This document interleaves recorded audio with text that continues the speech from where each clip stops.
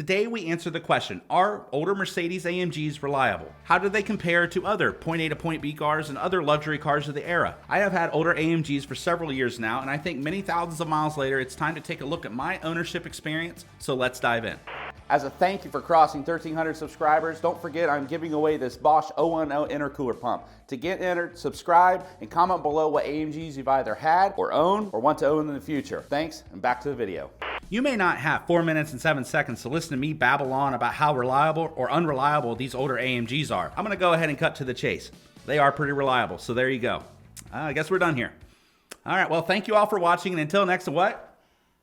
Oh, I have to explain it more? Oh, I have to back up my points? Okay, all right, I guess I will. Some of you may have seen my Here's Everything Wrong with My AMG videos and think that that represents a majority of the older AMGs on the market. You might see some crucial similarities that while yes, they do need to be fixed, they're really not as bad as you think, and they're really not the car's fault for identifying as an AMG. So if you just avoid my purchasing behavior, then you'll do a lot better than me at it. Starting off with the common trend of my vehicles is, I'm an idiot. I bought all of my cars without recent preventative maintenance done. There was records from a year or 2 years back, thousands of dollars in fact, but it wasn't the owner I bought from, and generally it was only word of mouth or yeah, I fixed this or I fixed that.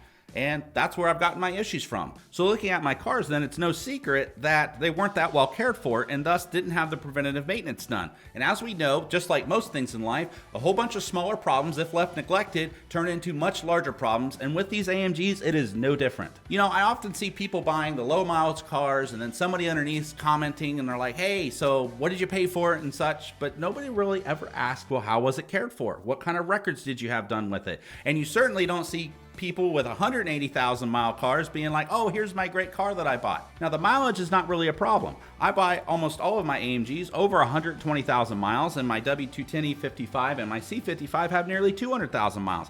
That's not really the issue. The issue is the preventative maintenance, and they weren't as well cared for. And you really do have to care for them. If you look at auto manufacturers, Mercedes being one of them, over 100,000 miles, you get near planned obsolescence, whether it be BMW with their head gaskets, Chrysler with premature engine failures, you got Cadillac with their Northstar V8 head gasket problems, Jaguar with transmission problems, and the list goes on and on. The good news is that compared to those, the older AMG is actually a pretty good option. What?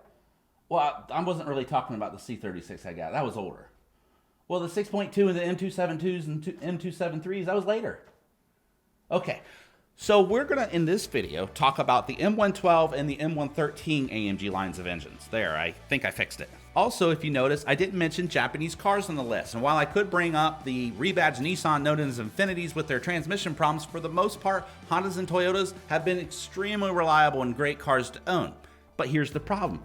Most people don't really look at those as luxury cars. And secondly, they didn't make powerful performance-oriented V8 sedans. And so therefore, that's what makes the older AMG such an attractive proposition. You get sub $10,000 cars with a chassis that's easily capable of north of 600 horsepower. You get good suspension and handling and powerful brakes, a lot stronger than what you would get with the normal point A to point B car.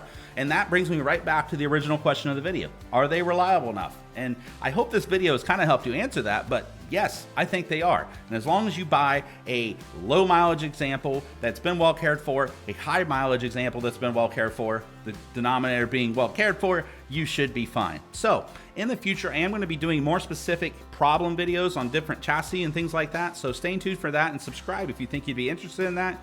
But that's all for now, and I appreciate you all watching today. And until next time, bye for now.